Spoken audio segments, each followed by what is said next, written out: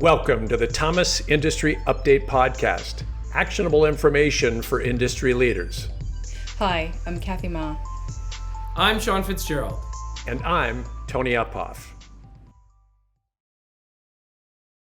Nels van den Bogart is the Vice President and General Manager of Conveying Solutions at Omega, which includes Armor All Baltec, Megadyne, and Jason Industrial. The global company recently announced multiple plans to expand their U.S. operations. Nels, your company is reflective of the trends we're seeing in the Thomas 2021 State of North American Manufacturing Annual Report, which saw a remarkable jump from 54% to 83% of manufacturers who are either likely or extremely likely to reshore production.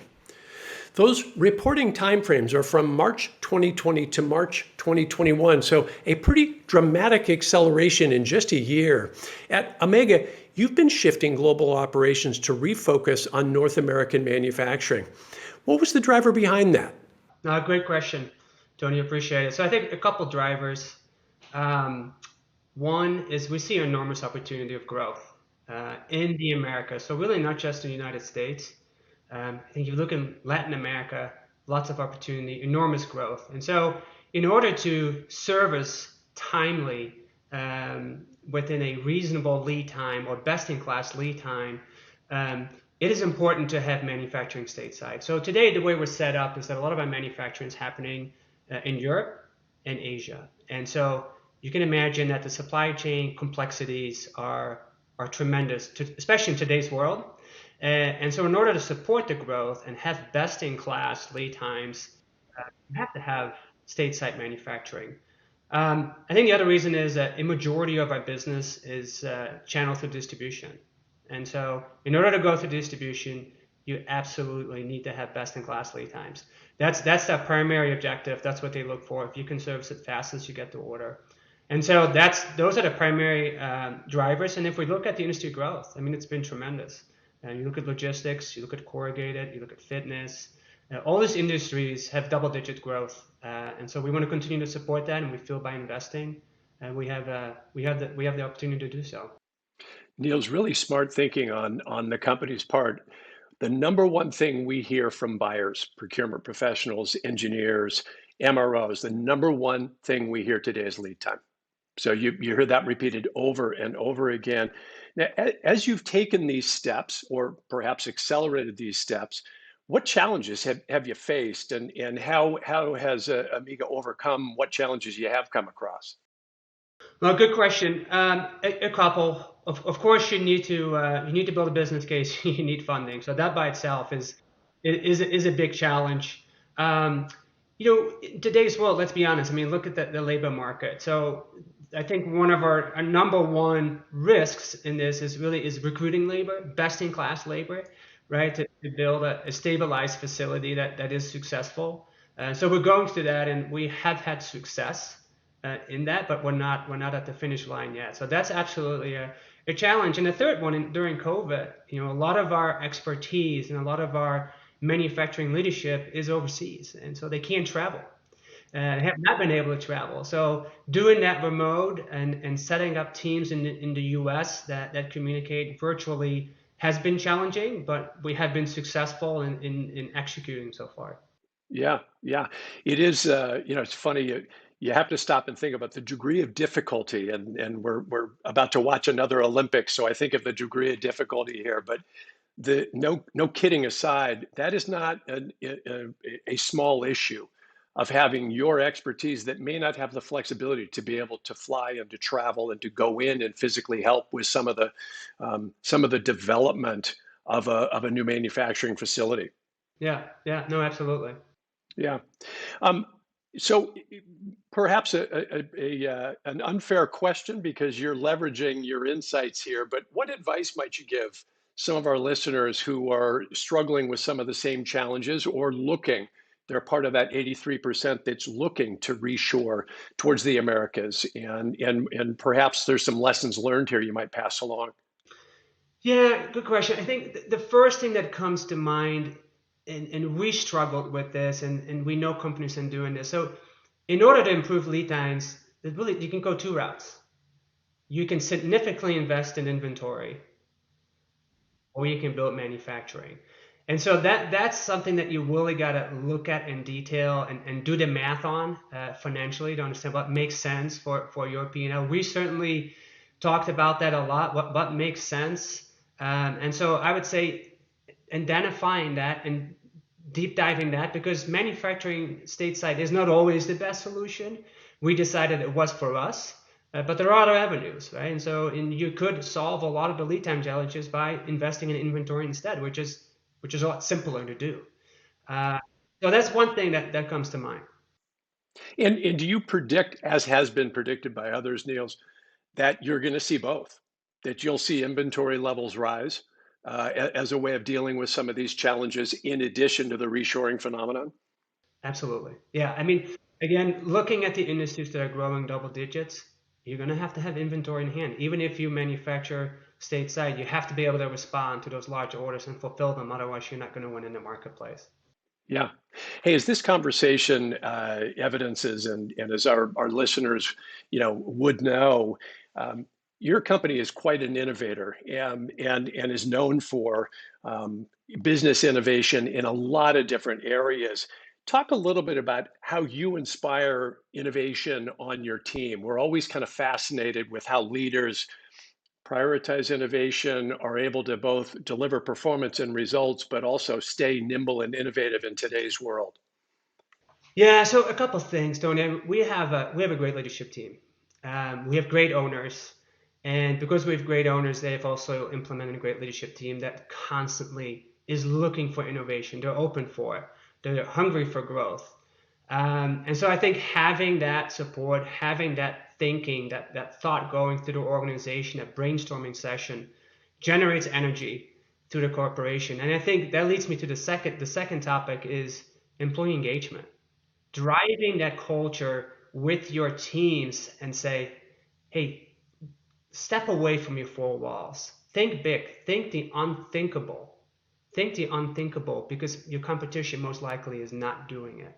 Think the craziest things. We recently had an exercise with our team where we said, okay, think of the unthinkable ideas you can imagine to improve technology. And people came up with stuff like, hey, what about if we had drones drop off belts same day within a 100-mile radius? And like they came up with the unthinkable things that you can't imagine. And so driving that culture and being open to it really has opened us up. Yeah, I love that example. We oftentimes will, Niels, make the observation that this remarkable tipping point we've hit in terms of, if I can use the expression, digital transformation, where companies are starting to now be on the other side of that. And one of the things that we note, and I think your comments would reflect that, is that the other side of digital transformation is now business model transformation. You have the opportunity to do business in a different way. And it could be creating, a delivery or service around the use of drone technology is a good example of that, but there are tons of others. And it's always helpful for our listeners to not only see that, but become conscious of that, understanding that as technology adoption starts to accelerate today, it's going to enable you to do business in a different way. Yeah, no, absolutely. And I think, everybody's experienced this personally, right? During COVID, in particular, a year ago, you started going to restaurants and all of a sudden there were QR codes on the table. And you're like, well, what the heck is this, right? And so I spent a lot of time reading articles and really changing my own thinking last year and challenging myself. Well, what can we do as an organization? If a mom and pop restaurant down the street can implement it, why haven't we done so? And it's really accelerated our thought process throughout the organization. Yeah. Yeah. And I think, whether you want to call this forced innovation or not, your example out of the restaurant industry, all kidding aside, we're seeing this all across the industry right now as you're rarely used to be able to put in the same sentence manufacturing, agile, as a service, new business models, speed. Those were things that, inevitably weren't connected to manufacturing. But boy, those old myths are being, wiped away today as companies like yours are really understanding how to accelerate lead times and innovate with new business models and ways to serve customers. Yeah, no, absolutely. Yep. And Niels, thank you so much. It's been great to get to know you a bit and also learn more about your journey here. if you don't mind, I'd love to check back in with you at some point in time as you move this process forward, because our listeners are really fascinated with the business rationale and how that pays off for companies like yours as you look towards reshoring and getting closer to major distributors and customers and shortening that lead time for your company. Absolutely. Look forward to chatting with you about that, and thank you for your time as well. You bet. Yeah. Take care, Niels. Thank you. Bye-bye. Welcome to the Thomas Industry Update podcast. I'm Kathy Ma.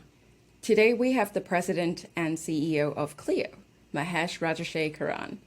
Clio is a global software company that delivers ecosystem integration software solutions to help companies discover and create value across their multi-enterprise ecosystems.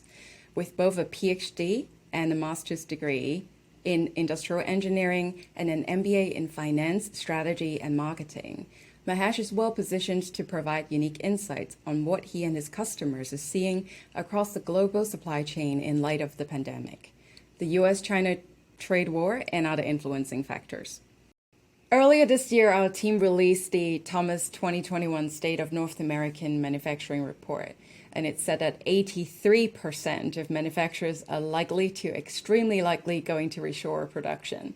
And that's an inordinate increase from last year's figure. That was only 54% of them that are interested in doing so. At Clio, you have such an amazing intersection with so many B2B businesses.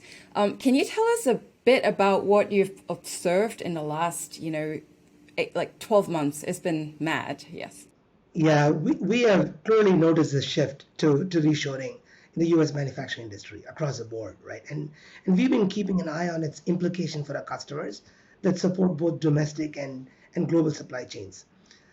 The sense I get when I talk to a lot of the CXOs in our install base is that the pandemic has been so disruptive that companies are forced to reconsider this balance between low-cost manufacturing, really focus on cost on one hand, and really building a highly flexible and responsive supply chain that can help them capture more demand, especially in a consumer-driven environment.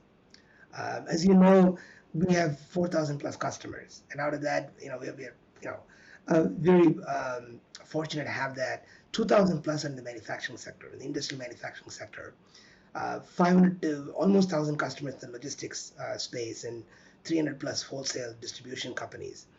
And as I talk to all of them as we provide supply chain integration solutions, we have a very good vantage point to witness this shift to reshoring. And I could see it. People are seeing the strategic benefits of onshore manufacturing. And it's not just a pandemic, which is a big one, right, Kathy? I would say the U.S.-China trade wars, the tariffs that set off a big implication, both in terms of incremental cost. I think many execs have told me between 10 and 20% the total cost increased. And the unpredictability because of stretched lead times, right? So now you've got a lead time issue, you've got a cost issue. And so those major supply chain disruptions have really impacted profitable operations. And so there is tremendous desire to see if they can the total cost is not just the price point, the total cost of ownership is under control. They would rather look at, targeted sourcing onshore so they can have better control over the supply chain. You really brought out a few very insightful observations about the pandemic impacts in our industry. One of the key things you mentioned is the increased cost of operation. The other aspect of it is a lot of product availability. You cannot predict. It's really hard to predict today. With Clio, what's very interesting about your product is that it allows companies to ingest data and almost like riding on real-time insights to operate their business. So to combine your observation and the fact that your company is really all about data, can you tell us a bit more about how your customers are using data to really respond to the current changing landscapes? Yeah, great question. One of the big things that we have been pioneering is the focus on real-time integration, right? Historically, the way companies interacted with their customers, the buyers and their suppliers, have been more through batch-type interactions. But now with the world being so real-time, it's really the real-time nature of the interaction and decision making. So to us, it really comes down to supply side and the demand side, right? You can use demand to do better demand shaping and be able to make sure that your customers have complete visibility to what they ordered. In other words, it's the information supply chain, Kathy, which is far more important than the physical supply chain, right? Being able to give accurate notification on where inventory is, where it's being moved around, um, product availability, those become extremely important. And people use a platform for doing that, which is having an end-to-end visibility across the extended supply chain, be able to provide information on supply chain SLAs on a real-time basis so their customers are confident that stuff is going to show up when they need it. And that's very, very critical and profound. And that's what we see. That's a really good point. Another really interesting key takeaway from the report we put together was that if manufacturer really onboard at least one US-based supplier onto their supply chain, it can inject up to $443 billion of industrial opportunity into our economy. Do you have any advice to share to US industrial businesses on how they can take advantage of this amazing market opportunity? Yeah, first of all, that information is so profound, right? 443 billion of injecting potential into the U.S. economy. It actually can really jumpstart the U.S. manufacturing machine, growth machine, and so that's true. And the math is pretty straightforward. So I would say there are three things for customers, for companies to look at. One is what do you do as a supplier? Second is what do you do as a manufacturer, the buyer? And third, how do you make use of data and information? So primarily for suppliers, it's all about product availability, right, and lead times.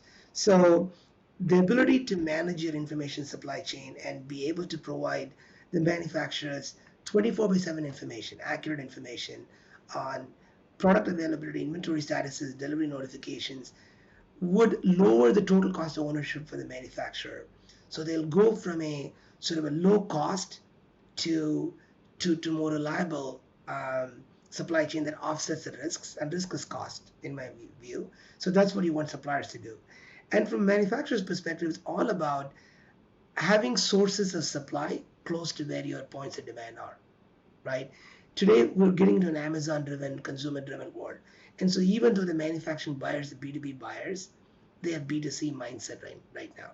So essentially, their ability to make sure that they can meet their customer SLAs, but depending on supply, which is local, where they can control the lead times, they can absolutely make up for the increased cost through better demand capture and essentially incremental, operating margins on the business. So that's basically what I think is needed. I mean, bottom line, I think is all about digital transformation. Manufacturers have been somewhat slower in becoming digital because they thought it's all cost, right? And so now with the post-pandemic, there's a huge opportunity to go from just in time to just in case, right? Now we're thinking about, okay, I'm going to have an agile supply chain. I'm going to have multiple sources of supply. I'm going to have real-time information. And so with optimizing data and information, you can overcome any incremental cost you're going to pay in your supply chain, and the agility and flexibility allows you to capture more demand at better price points. And so I think this 443 billion is an absolute number that we can accomplish together as an economy in the US. And it'll also just jumpstart our manufacturing growth machine. I love what you said about from just in time to just in case. This is really a really nice phrase to summarize how a lot of procurement professionals and also business leaders are thinking today. Speaking of which, you are yourself a very successful business leader. Can you tell us 3 habits that you rely on to help you, get to where you are today? Yes, absolutely. I start my day at 6:30 in the morning. That sort of, have a rigor is important. The first thing I do is just, make sure the critical things are cleared off my inbox because I have, global customers, so just make sure I handle that and immediately get to working out. I run 3 to 5 miles a day. And when I run, I think about some of the hardest things I can solve, right? Because, when you have repetitive physical activity, your brain works in a nonlinear fashion, and so you can think about some of the biggest challenges. So that's a routine and a habit I have. Same time you wake up and you run and you exercise. The second thing for me is try to talk to at least 1 to 2 customers a day, right? And I try to talk to at all levels. Definitely talk to CXOs, but I would talk to leader supply chains, to customer operations. And what I try to do is I try to put myself in my customer's shoes and the CXO's shoes, and really have an empathetic view to listen to that. For example, throughout the pandemic, I wrote customer success stories. Just listen to them, what challenges they're faced with, and what can we do as a company to make them do better, right? Better customer relationships, capture more revenue, reduce cost. And the third thing I do every day is I check in with my direct reports, but I also try to check in with, you know, a level or two below, like skip check-ins. And I want to make sure that I'm constantly aligned with what's happening in the organization at every level, but also have the ability to identify the future stars. Could be in sales, could be in operations, could be in customer success. Identifying who those people are, and try to make Clio a very talent focused organization. So those are 3 things I do on a regular basis to continuously, better myself and make Clio a stronger company in the years ahead.